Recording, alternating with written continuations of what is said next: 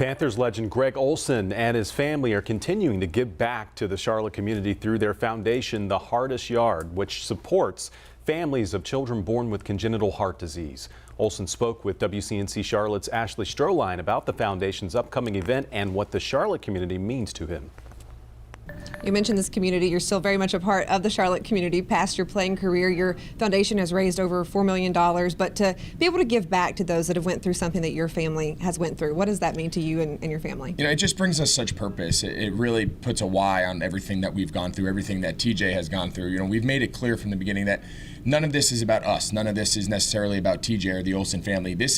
We have a platform. We're very fortunate that we can kind of spread this message and we can share our journey with the rest of the country and say, you know, you're not alone. You're not the only people going through this. And then on the other side, aside from the hope that hopefully we're giving these other families, we also have the ability to increase the elevation of medical care, not only here in Charlotte, but throughout the region. And the access to that care and the standard of that care is something that we work very closely with the doctors and the team at Levine Children's Hospital. They mean the world to us. And you mentioned the event coming up at the end of the month. I was reading some of the details, some folks, some celebs and stuff going to be here. Yep. So for those that are here, they have their tickets already. What can they expect when they walk in?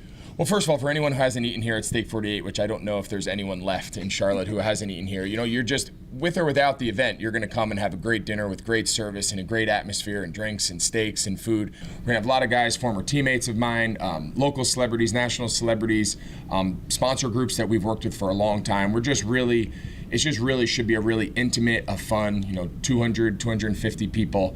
Just an intimate, fun, very relaxed, just a night out with your friends, and knowing that all of the money raised will all go back towards the Heartest Yard program at Levine Children's Hospital, and just continue to find new ways that we can help these families coming down this difficult road.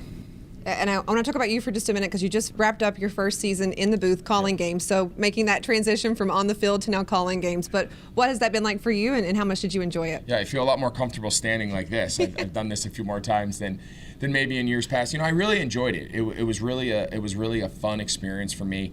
You know, I had a great team, great partners with Kevin and Pam, and you know, to see the game from a different perspective and to be up in the booth and be part of pregame, you know, conversations with coaches and former guys that I played against that now I'm covering. It's just a really interesting, different perspective for me, and I really enjoyed it. All right, so I can ask you about the Super Bowl. It's coming up February 13th on NBC, but what do you think about that matchup? You know, if I had a pick, I'd probably pick the Rams, but every time I've picked against the Bengals, I've been proved wrong. So I wouldn't be shocked if I was proven wrong again, but I think the smart and safe bet is obviously the Rams, but we will find out.